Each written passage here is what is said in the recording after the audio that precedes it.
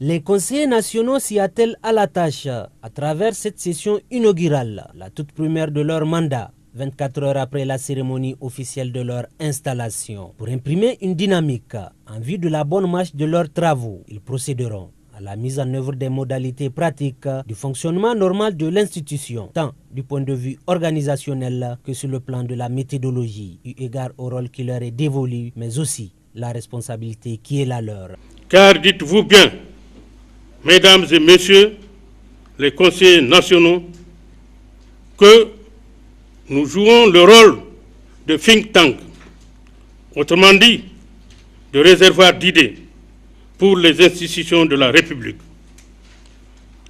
À ce titre, nous nous devons de nous donner les moyens intellectuels et moraux permettant d'accomplir pleinement notre mission. Sachons donc saisir cette belle opportunité et tâchons d'exercer ce privilège dans l'honneur et la dignité.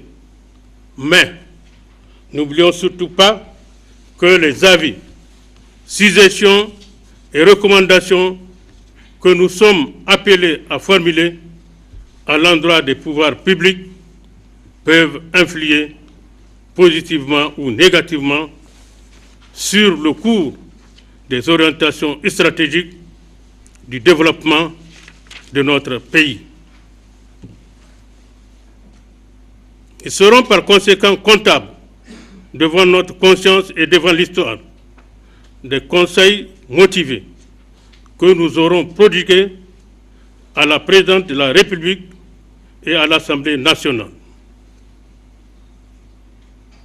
Assurément, cette responsabilité collective requiert de notre part objectivité, loyauté et sens élevé du discernement. Point de mire de diverses sollicitations à multiples caractères, les conseillers se doivent de montrer le bel exemple pour servir d'aiguillon aux administrations publiques de notre pays qui fait face à des exigences du moment.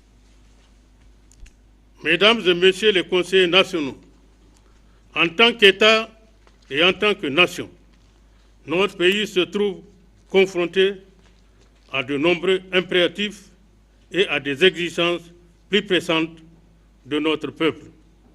Toute obligation auxquelles il nous revient d'apporter les solutions appropriées afin de justifier, j'allais dire, de mériter fort justement la confiance que les Nigériennes et les Nigériens ont placée en nous individuellement et collectivement.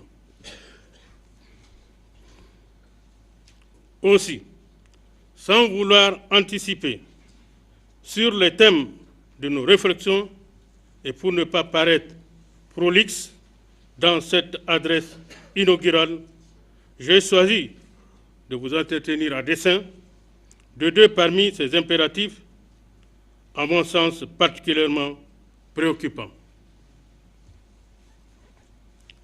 Le premier sont toutes rédhibitoires des efforts déjà déployés et sans conteste la croissance démographique exponentielle de notre population, considérée comme la plus élevée au monde. Le deuxième sujet de préoccupation majeure concerne le chômage en général et celui des jeunes en particulier, en ce qu'il évoque la problématique de la production et la productivité dans notre pays. Pour soulager les souffrances de nos laborieuses populations qui font face à une situation d'insécurité alimentaire, un appel à l'aide d'urgence a été lancé à la communauté internationale pour accompagner les efforts soutenus des autorités nigériennes. En guise de contribution du CESOC, la plénière décidera des montants à prélever sur le budget de l'institution.